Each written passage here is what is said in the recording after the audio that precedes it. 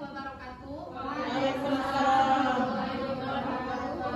Yang terhormat Bapak Habib Muhammad SHG MPDI selaku dosen pengampu mata kuliah Sejarah Pendidikan Islam di Indonesia yang berhalangan hadir pada siang hari ini. Pertama-tama marilah kita panjatkan puji syukur atas kehadiran Allah Subhanahu wa taala karena telah memberikan rahmat sehingga kita dapat berkumpul di ruangan kelas ini. Perkenalkan, nama saya Imelia Amanda selaku moderator dalam diskusi kelompok 6 dan 7. Adapun anggota kelompok 6 yaitu Delvina Amelia, Izatil Fakihah, Emrafli Jordi. Kelompok 7 yaitu Fitri Hasanah, Harlan Pratama, dan Awalia Masruroh. Baiklah teman-teman, sebelum itu marilah kita mengucapkan basmalah. Bismillahirrahmanirrahim. Selanjutnya penyampaian materi yang akan disampaikan oleh kelompok 6. Pada kelompok 6 disilakan. Baik, saja. Peran organisasi Islam seperti Al-Islam, ISIS dan Al-Malaysia dalam perkembangan pendidikan Islam di Indonesia. Yang pertama di sini ada organisasi Islam Al-Islam. Al-Islam Al-Malaysia adalah organisasi keagamaan yang didirikan oleh para keturunan Arab di Indonesia berdasarkan catatan sejarah. Orang-orang Arab ini telah ada di Indonesia sejak abad ke-7. Kehadiran mereka di Indonesia sangat erat kaitannya dengan penyebaran agama Islam ke Nusantara. Teori masuk Islam ke Indonesia masih menimbulkan perdebatan di kalangan para sejarawan. Hamka menyebut bahwa Islam telah masuk ke Indonesia pada abad ke-7 Masehi yang dibawa oleh para pedagang dari Arab. Kegiatan pedagang Arab dan Nusantara saat itu telah mengalami kemajuan karena hal ini dikaitkan oleh ekspedisi dari Khulafaur Rasyidin, sedangkan pendapat lain yang dibawa oleh Sonuk Radushi. Oke, langsung saja saya putar ke Devina. Organisasi Islam Persis.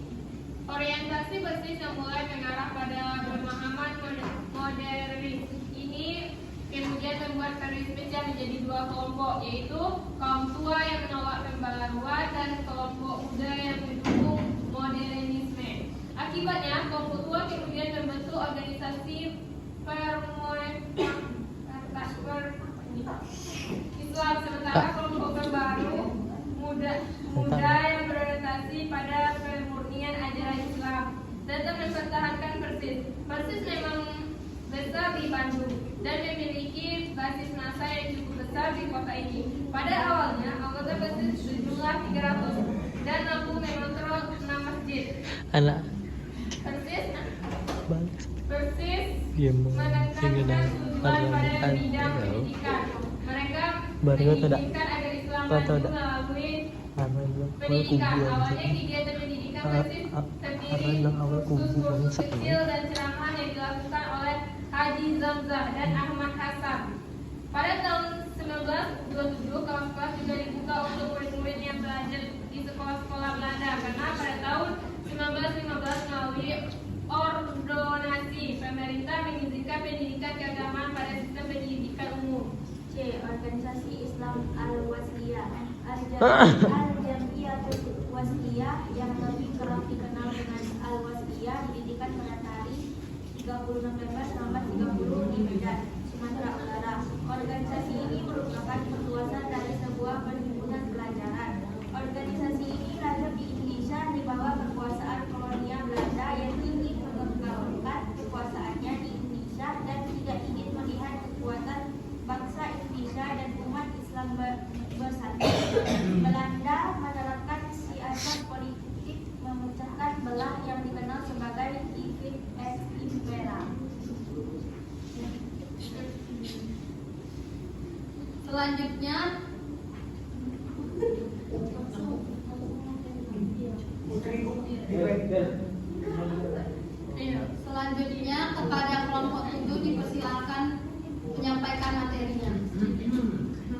Sejarah pendidikan Islam di Indonesia, organisasi Islam dan perannya terhadap pendidikan Islam. Jamiat Khoir. Jamiat Khoir didirikan pada tanggal 17 Juli 1905 di Jakarta. Organisasi yang beranggotakan mayoritas ulama. Dua program utamanya adalah pendirian dan pembinaan sekolah tingkat dasar, dan kedua pengiriman anak-anak muda ke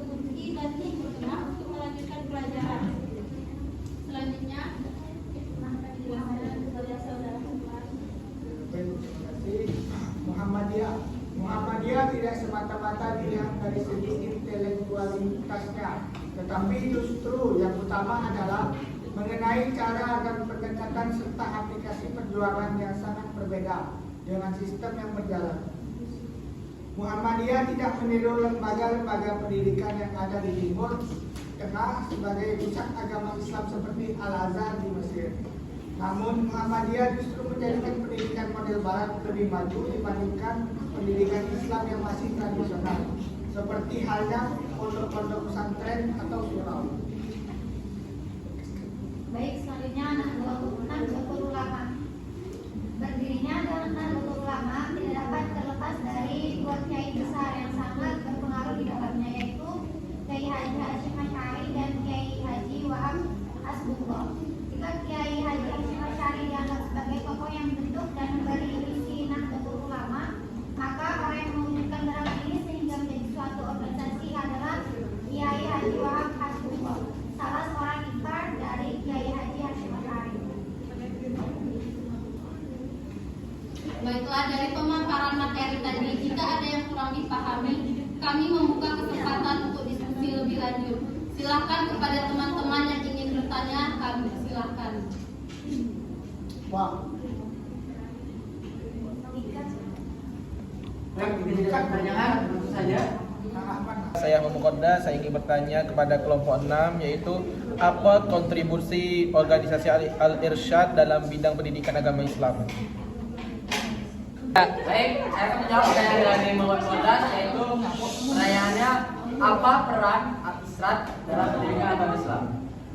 Pertama, Al-Irsyad ini adalah lembaga pendidikan Islam terbuka di Indonesia yang telah memberikan kontribusi besar dalam pendidikan agama Islam. Al-Irsyad berfokus pada mempromosikan nilai-nilai, ajaran, dan praktik Islam di kalangan siswa. Dan berikut adalah beberapa kontribusi Al-Irsyad dalam pendidikan agama Islam. Yang pertama, ada pendidikan holistik. Yang kedua, pembinaan karakter. 3, pengetahuan Islam. 4, keterlibatan masyarakat. 5, pelestarian budaya. 6, dialog antar agama. 7, pengembangan kepemimpinan. Dan secara keseluruhan, kontribusi Al-Irsyad ini dalam pendidikan agama Islam sangat signifikan dalam membentuk individu yang tidak hanya mengetahui tentang Islam, tetapi juga mewujudkan ajarannya dalam tindakan dan interaksi dengan orang lain. Terima kasih. Baiklah, saya Syaroti Pemuda akan bertanya kepada kelompok 6, yaitu bagaimana kontribusi organisasi kemasyarakatan Islam dalam pengembangan pendidikan Islam di Indonesia. Saya akan menjawab pertanyaan dari saudari Mahmud, yaitu pertanyaannya bagaimana kontribusi organisasi kemasyarakatan Islam dalam mengembangkan pendidikan Islam di Indonesia. Jadi peran ormas Islam dalam bidang dakwah dan pendidikan, yaitu mayoritas organisasi Islam memprogramkan dan mengintensifkan pelaksanaan dakwah dan pendidikan. Gitu. Nah, saya Ricky Apriani akan bertanya kepada kelompok 6. Pertanyaannya yaitu bagaimana peran organisasi Islam dalam masa sebelum kemerdekaan, setelah kemerdekaan hingga masa sekarang. Terima kasih.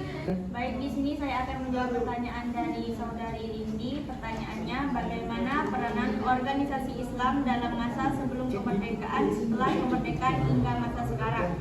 Peranan pada pasca kemerdekaan hingga sekarang adalah pendidikan Pondok Pesantren Nahdlatul Ulama dan pendidikan formal di Muhammadiyah. Ormas Islam perlu berperan aktif bagi kemajuan pembangunan Indonesia dalam hal perannya sebagai penghubung aspirasi masyarakat dengan pemerintah. Baik, nama saya Nuryanti ingin bertanya kepada kelompok 7. Bagaimana peran organisasi Islam terhadap perkembangan lembaga pendidikan Islam saat ini? Baiklah, di sini saya akan menjawab pertanyaan dari saudari Nikrum. Pertanyaannya yaitu bagaimana peran organisasi Islam terhadap perkembangan lembaga pendidikan Islam saat ini. Mayoritas organisasi Islam memprogramkan dan mengintensifkan pelaksanaan dakwah dan pendidikan. Ormas Islam aktif membangun lembaga-lembaga pendidikan seperti pesantren, sekolah, madrasah, dan perguruan tinggi sebagai wadah positif membangun bangsa. Baik, saya Salwa Salsabila yang bertanya kepada kelompok 7. Pertanyaannya itu, tolong sebutkan apa saja tantangan yang dihadapi Muhammadiyah dalam mengembangkan pendidikan di Indonesia dan bagaimana mereka mengatasi tantangan tersebut. Saya akan menjawab pertanyaan dari Salwa. Tolong sebutkan apa saja tantangan yang dihadapi Muhammadiyah dalam mengembangkan pendidikan di Indonesia dan bagaimana mereka mengatasi tantangan tersebut. Tantangannya adalah 1. Keterbatasan sumber daya keuangan, 2. Kualitas dan kompetensi guru, 3. Persaingan dan lembaga pendidikan lain, 4. Adaptasi terhadap perkembangan teknologi, 5. Kebutuhan untuk menyelaraskan kurikulum, 6. Penyebaran dan aksesibilitas pendidikan. Upaya mengatasi tantangan yakni 1. Penggalangan dana dan kemitraan, 2. Pelatihan dan pengembangan guru, 3. Inovasi dan kualitas pendidikan, 4. Penggunaan teknologi dalam pendidikan, 5. Penyelarasan kurikulum, 6. Ekspansi dan pemerataan pendidikan. Dan dengan langkah-langkah tersebut, Muhammadiyah berupaya mengatasi berbagai tantangan yang dihadapi dalam mengembangkan pendidikan di Indonesia dan terus berkontribusi dalam mencerdaskan kehidupan anak dan bangsa. Terima kasih kepada moderator. Perkenalkan, nama saya Maksud Andi. Ini saya akan bertanya pada kelompok 7 mengenai organisasi Islam seperti Nahdlatul Ulama dan Muhammadiyah. Pertanyaan yaitu berapa besar peran Muhammadiyah dan Nahdlatul Ulama dalam mendirikan lembaga pendidikan Islam tingkat perguruan tinggi seperti Universitas Pendidikan Islam dan bagaimana mereka berkontribusi pada pengembangan pendidikan Islam di Indonesia. Terima kasih. Baiklah, di sini saya akan menjawab pertanyaan saudara Marcel, yaitu berapa besar peran Jamiat Al-Khair, Muhammadiyah dan Nahdlatul Ulama dalam mendirikan lembaga pendidikan Islam tingkat perguruan tinggi seperti Universitas Pendidikan Islam dan bagaimana mereka berkontribusi pada pengembangan pendidikan Islam. Jadi Jamiat Al-Khair, Muhammadiyah dan Nahdlatul Ulama memiliki peran yang besar dalam mendirikan lembaga pendidikan Islam tingkat perguruan tinggi di Indonesia. Mereka masing-masing telah mendirikan universitas dan institut pendidikan Islam yang berperan dalam mengembangkan pendidikan Islam di Indonesia. Misalnya Universitas Muhammadiyah dan Institut Agama Islam Negeri IAIN yang didirikan oleh Nahdlatul Ulama telah menjadi pusat pembelajaran Islam yang berpengaruh di Indonesia. Melalui inisiatif ini mereka berkontribusi pada peningkatan akses pendidikan Islam dan pengembangan kualitas sumber daya manusia di bidang tersebut. Baiklah, saya ucapkan terima kasih kepada kelompok 6 dan 7 yang telah sudi membagikan sedikit informasinya dalam kegiatan presentasi hari ini, dan juga teman-teman yang turut berpartisipasi selama kegiatan diskusi presentasi berlangsung. Marilah kita tutup presentasi hari ini dengan mengucapkan hamdalah. Saya akhiri, wassalamualaikum